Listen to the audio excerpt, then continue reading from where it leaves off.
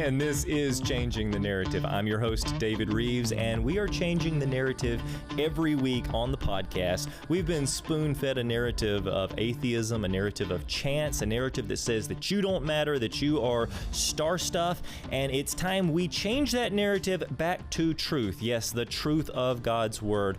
With me today, I'm excited to have in studio in the Wonder Center, Kyle Justice. Welcome to the program. Thank you, David. It's great to be here, and man, it's impressive. It's so cool. Had to see your ministry grow and seeing how you're changing the world as well. Absolutely. Well, we really are.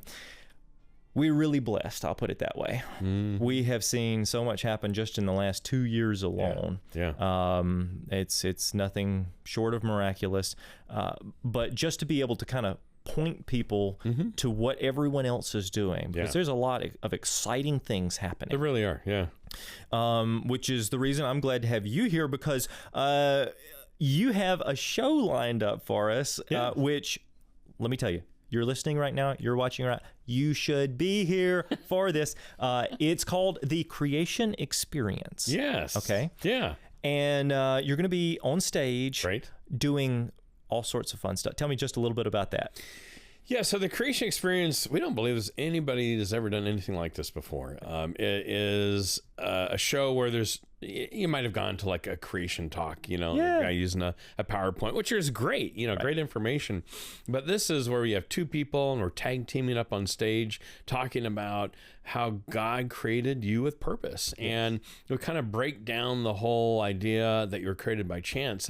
Just by the evidence, it just doesn't work. Yeah. And what you're left with is that you're created on purpose by a loving God who wants to use you and give you purpose. And we're excited to share that. But it's done in a very engaging, fun way. People go, oh, it's a kid's show. No, actually, it's not. It's for We've had retired people, sit in the audience and go, man, I got to bring my kids to this next, And so it really is a message that brings hope and that brings excitement. And we just pray that God uses it to change the world. Absolutely. Well, we're praying with you there. I want to go back in time, though, a little bit, because you've used your talents in multiple different ways, including for secular audiences. Yeah. Tell me your story. It is fascinating to see how God prepares us and puts us in places. Oops. Gotta be careful with this mic here. And so, I grew up in a Christian home. Yeah.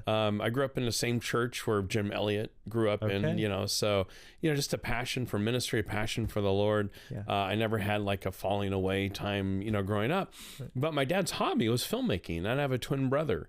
And when we were kids, Star Wars came out, and we saw how movies were made. And God put in us a passion to produce. And so it just so happened, and I wouldn't say it just so happened, but God always controls where we grow up, the exposure and the doors he opens. And our junior high and high school had full television program to teach kids about how to produce television. Wow. And then at 11 years old, my dad had film cameras and we did stop animation and so that was my exposure. And I began to just fall in love with television and film and telling stories. And, that's kind of my background. And my twin brother, we did a lot of this together. And was there like in high school or as an early adult, did you work on some kind of a project that you look back on now? Like, did you do a mini movie or anything that you look back on now and you're like, whoa, we've come so far? Oh my! Well, before it was like, you record on tape and you needed like hundreds of thousands of dollars to edit and so on. And so I love how we live in a world today where almost anyone can grab even their iPhone, right? And shoot like really good looking footage. And it's like, gee, I wish I would have had that back when I was. So I was looking at it is crazy, isn't it? Yeah. Everybody says, oh, we live in such an evil age. And yes, there's a lot of evil going on, but we also live in such a rich age to try to make a difference. That's because anyone can have a voice if they do that. I was watching the Apple's, WWDC or whatever, their developers conference the other day. Yeah. And they're jumping out of planes. They're parachuting down into the, the Apple headquarters. They're walking through the park, their own green screen and all. And at the end, the credits come up and it was like every shot was shot on an iPhone. Yeah. Yeah. The whole thing, this movie, basically, this experience was shot. Yeah. And I got to thinking about that. I'm like, today, you can shoot everything on an iPhone. Yes. You can throw it in a Mac if you want to, or you can throw it in iMovie on your iPhone and edit it right there. It's right there. So what's the excuse, right? Yes. People should be doing a lot more of this, right? We have to. Yes. But growing up, we had film, we had television, and I was just blessed, but this isn't in the 80s, so I pursued film and television in education. I eventually, in the early 90s, went to work for Moody Bible Institute, where I oversaw their studios, participated in the educational program there, and then moved to Virginia Beach and worked for the Family Channel and Mary Tyler Moore Entertainment, doing syndication of like Rescue 911, America's Funniest Home Videos, nationally, internationally. And so God just kept opening up a lot of these doors. And back in the 80s, we went to our church camp. And one time they brought out a scientist, a guy named Dr. Donald Chittick. Okay. And he was a chemist, and he's no longer with us, but he's with the Lord. But there was just something there in his talk about, hey, here's scientific evidence for what you believe in the Bible. Yeah. And it just sparked something in me. It wasn't like I wanted to go become a scientist, although I'd probably become a geologist or paleontologist if video wasn't there, because I love geology. Yeah. And we were pursuing television, doing a lot more of that. And I was an adjunct professor at, in addition to working at the Family Channel full time, where I was teaching video as an adjunct at Regent University in Virginia Beach. And at the time, Bill Nye was coming out. And it's like, we got to have an answer for this. We got to have something alternate to showcase God's creation evidence and encourage kids. And there was a guy in my class who was a student, and I was like, I could just tell his writing was very talented. I said, how'd you like to write a script that is kind of like a Bill Nye show? Veggie Tales was out then, so there's a lot of comedy, and there's a lot of barriers being broken in Christian media. And he said, yeah, I'd love to. And he wrote the script, and we called it the Ex Nihilo Show. Okay. And Ex Nihilo means ex nihilo, from out of nothing and such. And I was like, okay, I have a script. Now I need a host for it. Mm-hmm. And I checked. I talked to Dr. Donald Chittick. He said, talk to Carl Kirby, who was on the board at Answers in Genesis at the time. And he said, there's this guy who works there in conferences, a guy named Kurt Stroiker, and you need to talk to him. So I did, and we went out from Virginia Beach to Kentucky. And I didn't know much what was going on in the creation side of things. And he says, yeah. And we tested him out, and he's like, hey, this guy's going to work. Mm-hmm. And he goes, you need to talk to my bosses about this project. And I'm like, oh, sure, yeah. It seems like God's opening a door here. And I sat down with these two guys, and I presented, and they were like, our board member the other day was saying we need to get into kids programming. I think he would fund this thing. And well, these two guys are Ken Ham and Mike Zovath, two of the three founders of AIG. And within 3 days, they were like, yeah, we're ready to go. We have the money for you to. Wow. And it's like, wow. So that was kind of my start into the whole area of creation science media. Yeah. And then my wife and I got married in 91, and we always wanted a big family when we wanted to homeschool. And in 97, my first son was born, Noah. And during the time, about 99, I started independently producing content for networks like ESPN, National Geographic, for about 10 years, Fox Sports, just a whole variety. Was Emmy nominated for some of my work. Did a lot of secular programming. And so it was amazing that God would open up at certain times. But I always wanted to get back to doing science content. And at the same time, I was doing a lot of work outside of the home. Sometimes I'd be gone for a week or two. And it's like this, I have a young family. You want to spend time with them. Exactly. And I'm like, how can I combine, video maybe and science stuff and so on. And so we took a road trip, and my son was about 12 at the time, my oldest son, Noah. And we went to the national parks, mostly in Utah and the southern states.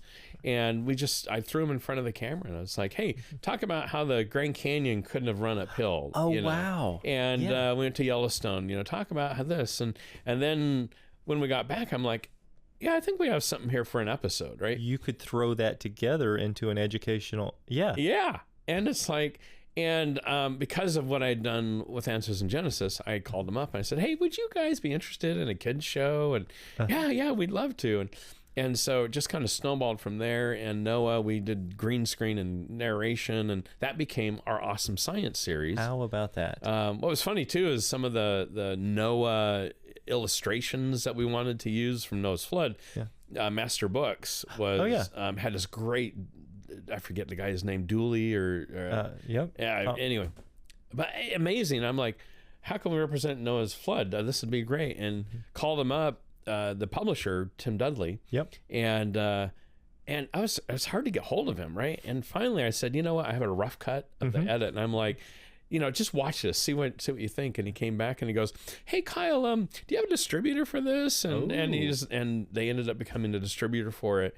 And so from then we started doing. Now that was how many episodes? Well, that's kind of funny, because when we came back from the national parks, the first trip, we were like, you know what, we have enough for 4 episodes. Okay. Here. And so that was really cool. And then they contracted for 6.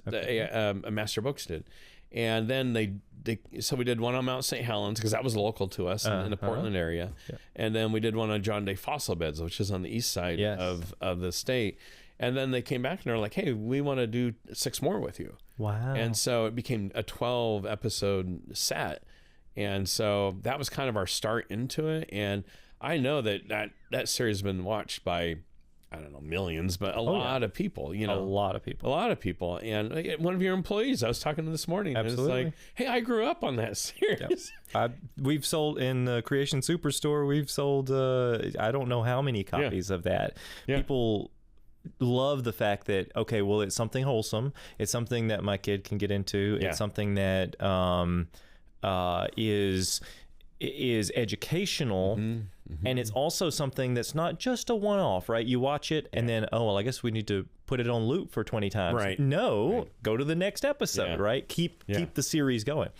Yeah. And so it's really powerful. Well, and my background is producing television series. Okay. So I always think in terms of, hey, how many episodes can we get out of this? Yes. It was self-funded. I mean, we didn't have some big investor or whatever. It's like, and it allowed us to go out as a family. We eventually got an RV, and we had a blast. We started doing more stuff. We did a series called Creeping Things with Nathaniel out of Southern California, picking up snakes and lizards. Oh, it was great. And My kids are carting around turtles and stuff. I mean, it's really cool. We did a series that I hosted called The Heavens Declare, which was kind of a complimentary to the work that you've done. Yes. Where I've interviewed 5 scientists and we've done stuff debunking evolution. You had Pat on earlier. Absolutely. He and I started working together. We have a series called Dino Hunter.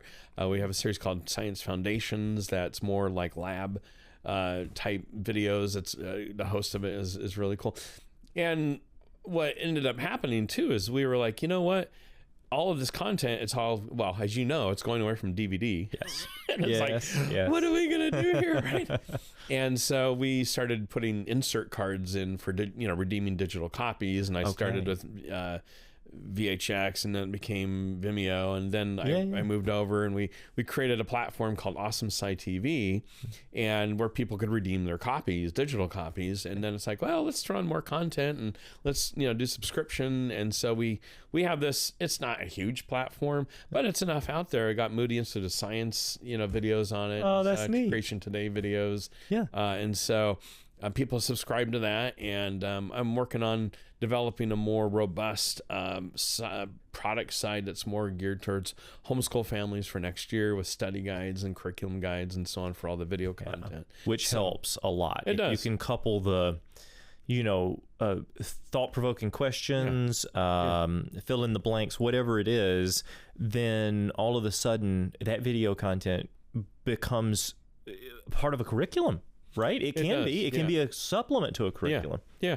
Well, and the really cool thing is, because, the phrase content is king, and we've been able to use the content we own and go around the world with it now. And so it's on TV stations, platforms, networks. I mean, even there's a platform called Living Streams. It's a Mormon platform, but they wanted our content, and there's like the gospel messages in there. Wow. And it's like, wow, okay, this is so cool how God is opening the doors and using that. Absolutely. And so, yeah, so it's years ago I was praying about, Lord, what do you want me to do? How do you want me to use my gifts and talents? And it's kind of weird, but God gave me this vision of like Moses when he raised the staff, and it opened up, the Red Sea, and they walked through it. And I felt like the Lord is saying, your camera is your staff. As you raise it up towards me and use it for my kingdom, I'm going to open up lots of ways for you to impact the world. So Kyle, how many times do you think that people miss that? They miss that, well, I just, I have a kind of a passion or a hobby or whatever. No, it's really a gift. Yeah. And then they say, but I got a job, right? Right. But maybe you should be using your gift. Maybe it's not a full-time thing, but maybe you should be using your gift to impact the kingdom. Yes. Yeah, one of my favorite life verses is Ephesians 2:10, where it says that we were created in Christ Jesus for good works. That's right. But then it says that we should walk in them. So it's like before the creation of the world, God created these works for us.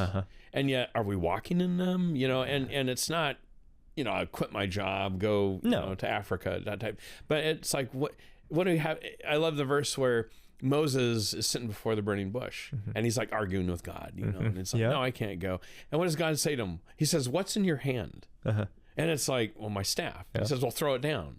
And it's like, God uses often, the loaves and fishes. It's like, well, what do you have? Well, we have a few loaves and fishes and a staff or whatever. And God use that. Yes. And so I guess I encourage and motivate people. Hey, what's in your hand? What do you have? And search out.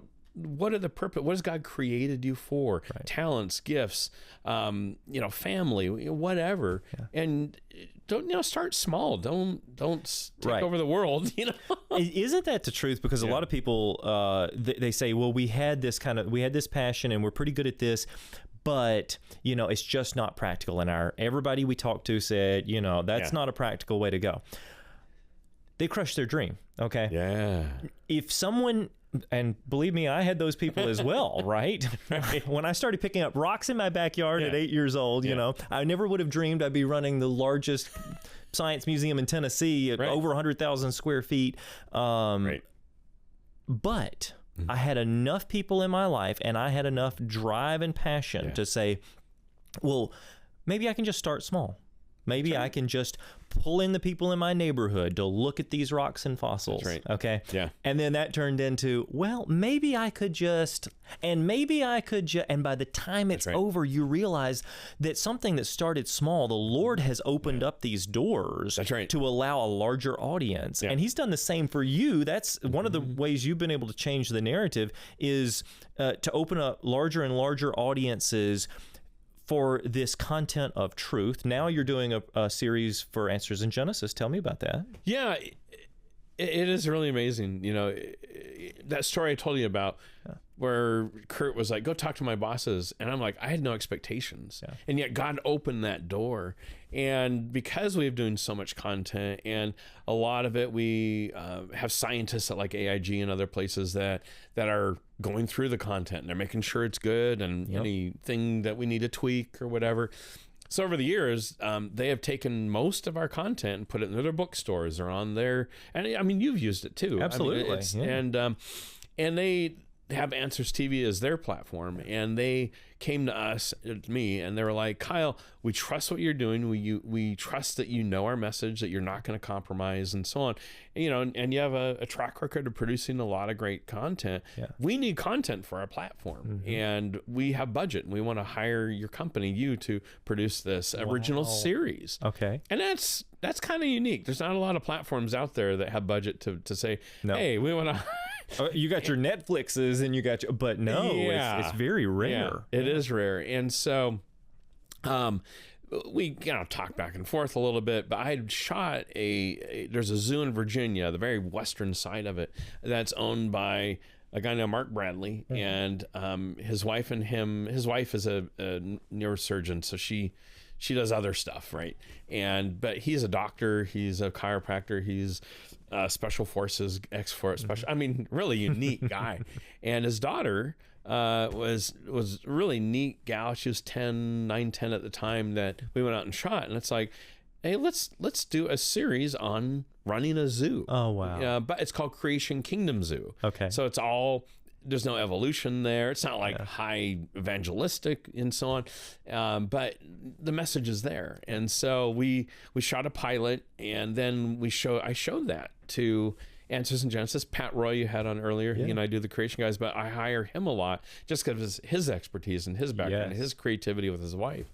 And we presented that, and they're like, we love this. Yeah, we're going to order 10 episodes from you. Wow. And so that was season 1 that aired last year over the summer. And then last summer they ordered season 2. And so we shot that, and that's coming out this summer. And then I'm right now just finishing up a contract for season 3. Okay. And so we'll shoot that out there. The fun thing is, I think beginning of this year, Ken Ham announced our most popular show on our platform is now Cashton's Wildlife in the Zoo. Really? Yeah. Congratulations. Yeah. So that's that. And then we also won the best TV show at the International Film Festival for that series as well. Wow. Just like a couple months ago. Yeah. So it's exciting to just be used by the Lord in absolutely whatever way. And then we're doing the creation guys. So which we're so excited, and I want to touch on that here a little bit more in a second.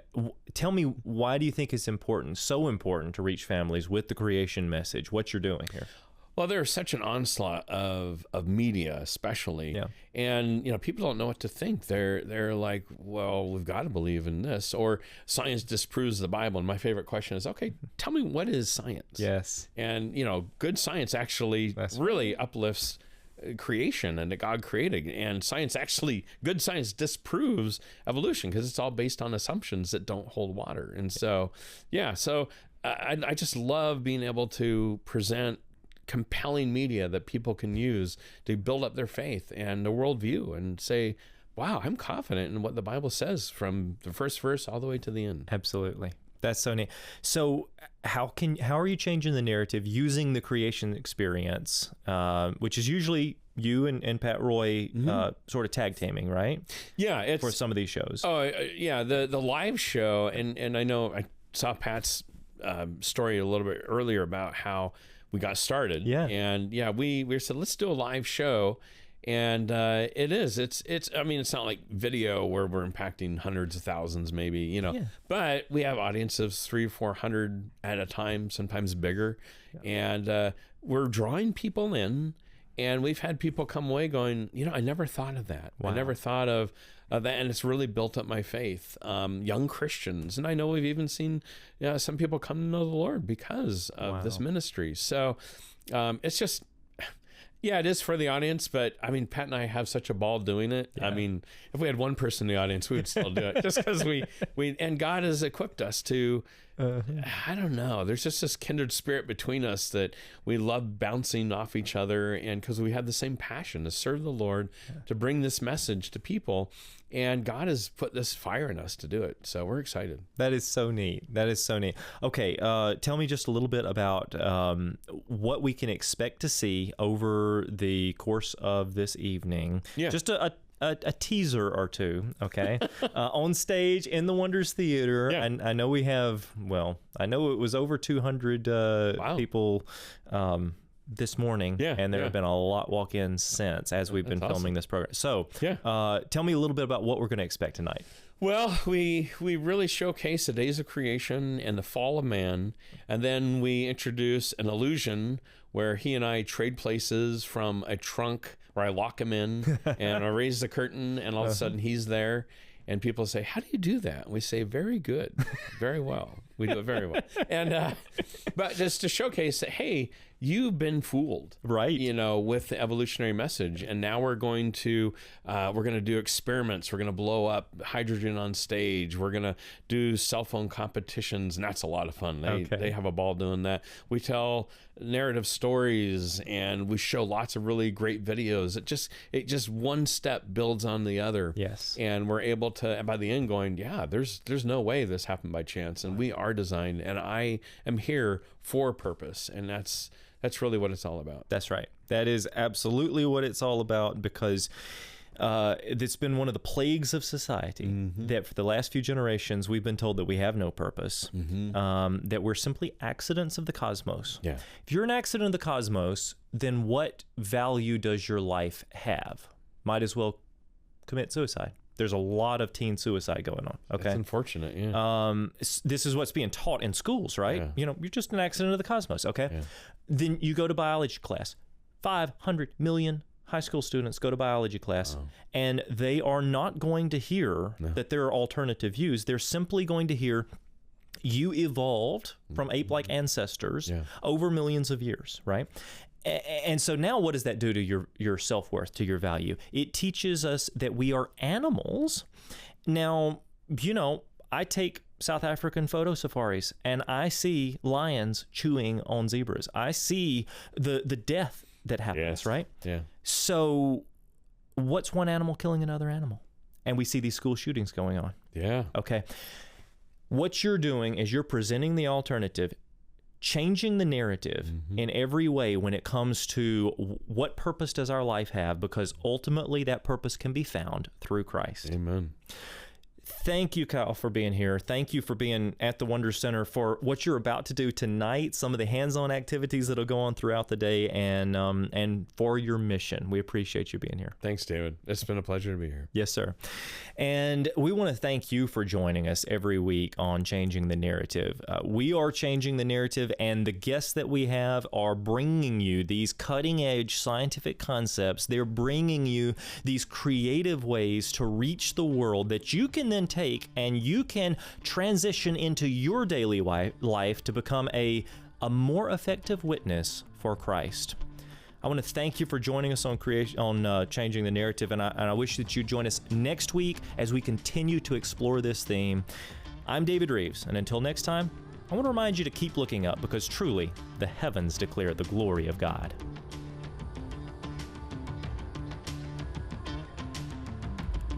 Find us on all social platforms to stay informed.